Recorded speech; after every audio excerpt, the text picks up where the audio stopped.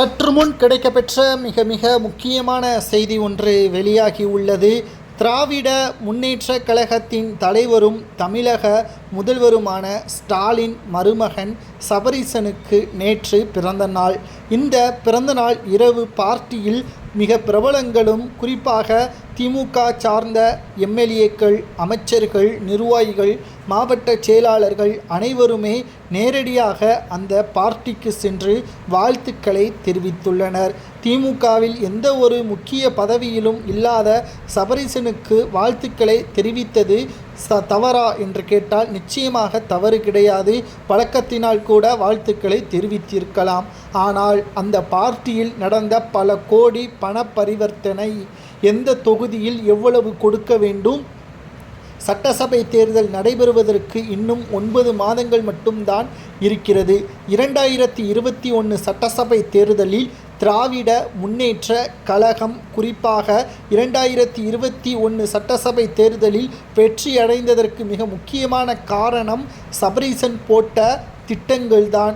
எந்த தொகுதியில் யார் போட்டியிட வேண்டும், எவ்வாறு பேச வேண்டும், குறிப்பாக ஸ்டாலின் அவர்கள் எப்பொழுது எங்கே செல்ல வேண்டும் என்பதை அனைத்துமே அவர்தான் கூறியிருந்தார்.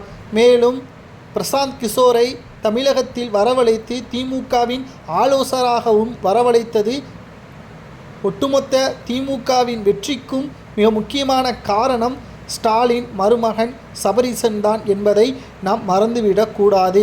இந்த முறை சபரீசன் அவர்கள் ஒரு தொகுதிக்கு 100 கோடி வரை செலவு செய்ய வேண்டும் என்றும், குறிப்பாக திமுகவின் வேட்பாளர்கள் மீது எந்த ஒரு தவறான பெயரும் இருக்கக்கூடாது, மக்களிடம் அந்த தொகுதியில் பல்வேறு குழப்பங்கள் இருக்கக்கூடிய வேட்பாளரை களம் காண வைக்கக்கூடாது என்றும், ஒரு தொகுதியில் 100 கோடி வரை செலவு செய்வதற்கு தயாராக இருப்பவர்கள் வேட்பாளராக களம் இறங்க வேண்டும், கட்சியும் நிதியை வழங்கும் என்பதற்கேற்ப திமுகவின் தலைமையிடம் சபரீசன் அவர்கள் கூறியுள்ளார்.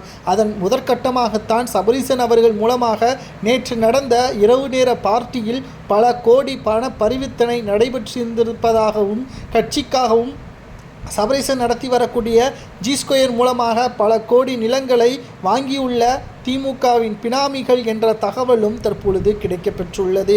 அமலாக்கத்துறை அதிகாரிகள் இந்த பார்ட்டி முடிந்த பிறகு சில அமைச்சர்கள் வீட்டில் 2வது முறையாக சோதனைகள் நடத்த திட்டமிட்டிருப்பதாகவும், அந்த சோதனையில் இரவு நேர பார்ட்டியில் பண பரிவர்த்தனை நடந்தது பற்றியான தகவல்களையும் வெட்ட வெளிச்சத்திற்கு கொண்டு வருவார்கள் என்பதையும் நாம் உறுதியாக கூறலாம்.